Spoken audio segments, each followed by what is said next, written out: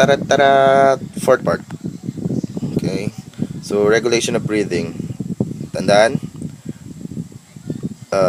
the brain regulates the cycle of breathing. Okay, paano ulit? Measures the blood pH. So, paano niya na measure? Kasi merong osmotic sensors in the medulla oblongata, and then with the also in pons. So yan, medulla oblongata and pons.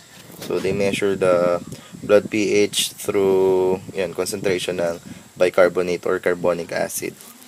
Okay, so and the medulla oblongata monitors CO2 level of the blood.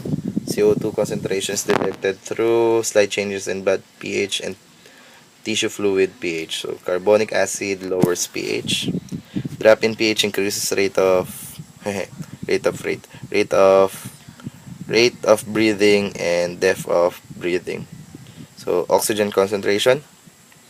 Oxygen concentration have little effect to breathing control center, pero if there is severe depression of O2 concentration, O2 sensors in the aorta, so not in the brain, kapag sobrang depressed na, sobrang baba na ng O2, aorta at carotid arteries ang nagme-measure ng O2 concentration in your body. Breathing rate is increased by the control centers. Increase in CO2 concentration is a good indicator of decrease in O2 concentration and vice versa. Okay. So hyperventilation, excessive deep and rapid breathing increases CO2 concentration in the blood. Breathing centers temporarily stops working when you're hyperventilating. Why? Because there is too much CO2 in your body.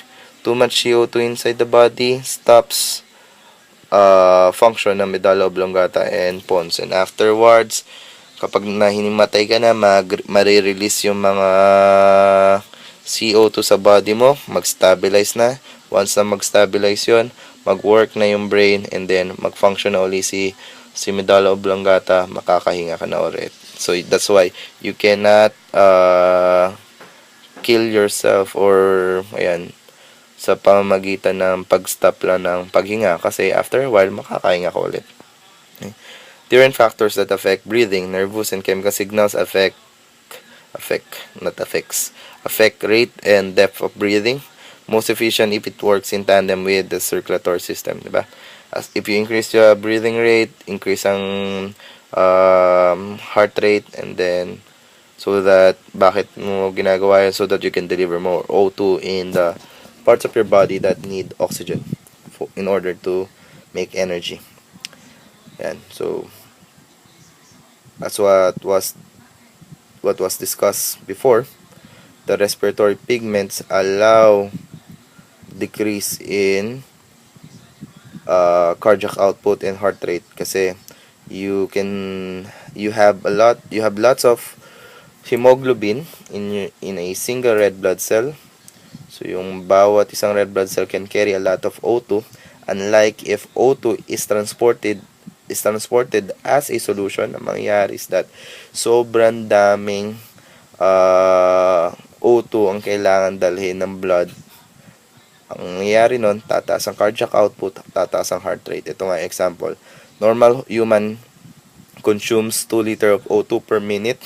Only 4.5 ml of O2 can dissolve into a liter of blood in the lungs.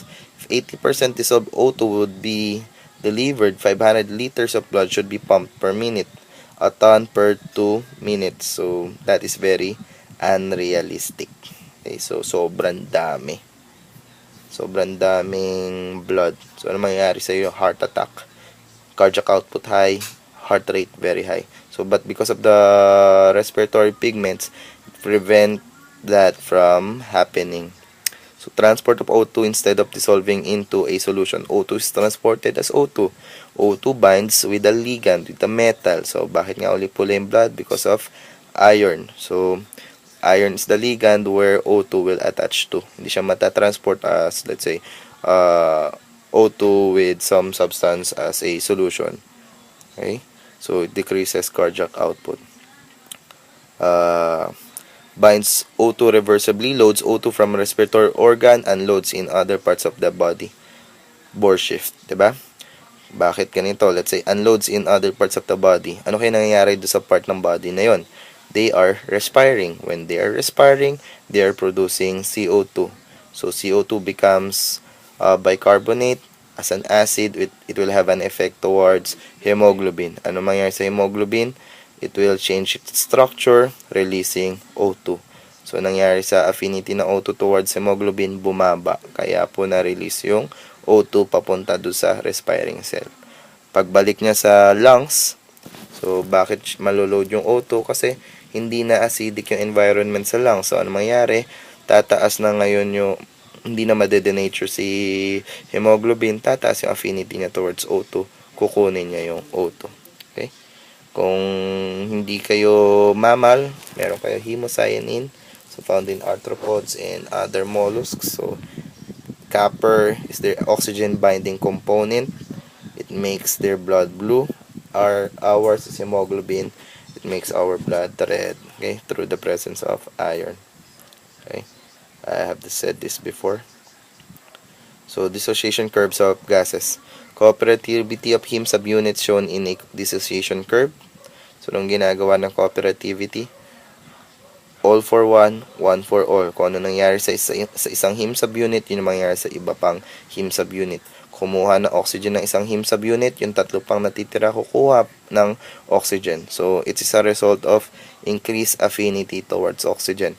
Mag-release ng O2 ang isang heme subunit, lahat ng natitira pang heme subunit magre-release ng O2. Ayan, decreased affinity towards O2. Okay, so this is the Bohr's dissociation curve of gases. Yung Bohr shift, ang mangyayari is that mag-move to the right tong dissociation curve na to. Papakita nun na kahit na bakit dumadami yung partial pressure of oxygen sa environment, kasi nare-release sila. Unlike this one, kahit na mababa yung partial pressure ng oxygen, bakit 50% pa rin ng hemoglobin is saturated with oxygen? Kasi ang taas na affinity. Taas na affinity ng oxygen towards hemoglobin.